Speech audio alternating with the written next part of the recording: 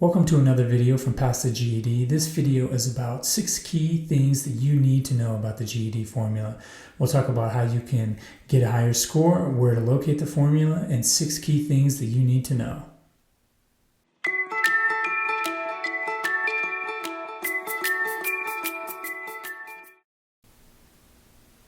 All right, I first want to tell you about how I think that the formula sheet is worth 2 to 3 extra points.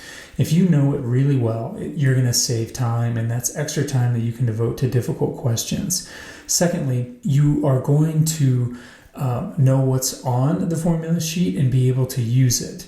Secondly, you're going to know what's not on there. There are a few formulas that I think probably should be on there, or at least I know that people are expecting them to be on there and they're not. And then the fourth one is reducing anxiety. If you know that you've kind of can rely on the formula sheet, you know what's there, you know what's not there, your nerves are going to stay calm and you're going to be much more likely to get a higher score. So the next thing is locating the GED formula. So this is the sample test, but it looks just like the real test, and it's right here in the upper left-hand corner, and it opens up. It looks slightly different. It doesn't have those margins, but it is essentially the same one I am going to show you. And then if you want to use it at home, I would just type in GED Formula Sheet, and it tends to be the very first one that comes up, and it opens up as a PDF.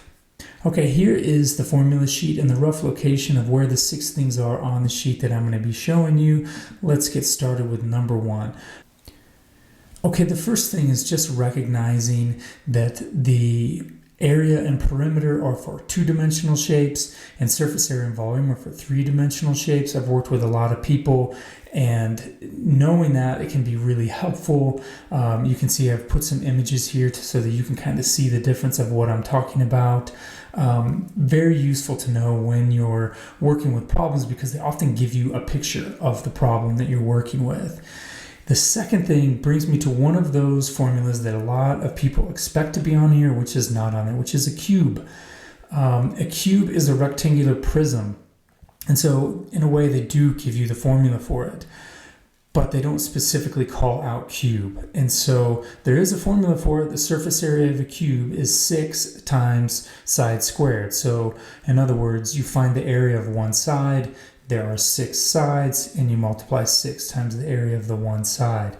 The volume is the side cubed, or side times side times side, and that will give you the volume. It is important to note that test makers do love cubes. They can test to make sure you know how to use exponents, you know how to use formulas, and you know sort of the connection between surface area and volume, being that they both use the same side. The third thing is the circumference of a circle. So you can see I've underlined the formulas there, and they actually give you 2 formulas for circumference. So the first one is circumference equals 2 pi r, or circumference equals pi times diameter. I've worked with people and they often wonder, well, which one do I use? How do I know? The reality is they're the same formula. If you want, and they give you the radius, you can use the first one. If they give you the diameter, you can use the second one. But it's more important that you know that the radius is half of the diameter, and the diameter is twice the radius. So in other words, if you know one, you should easily be able to find the other, and then it really just becomes a matter of preference as to which formula you use. So the fourth thing on the GED that's really important to know is that they actually give you the definitions for mean and median. I've worked with lots of people, and they kind of vaguely know, have some recollection of both of these, but they get them confused. And so if you know that they actually define them for you on the sheet, that's really helpful. So I can just give you my quick definition of them. Is the mean is sort of what most people think of when they think of the average, and the median is the middle value, or the number. Do dive into these. I'll have another video on how to tackle these type of problems.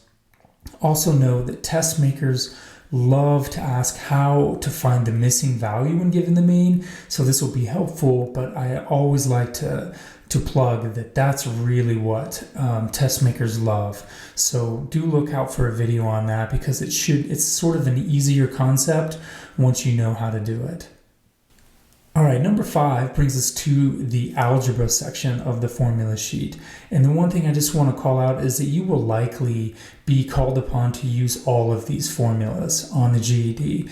And so knowing that, you can study for it, you can try to find problems that are going to address each of these. Again, I'm not going to go into each of them now. Please look for additional videos on those.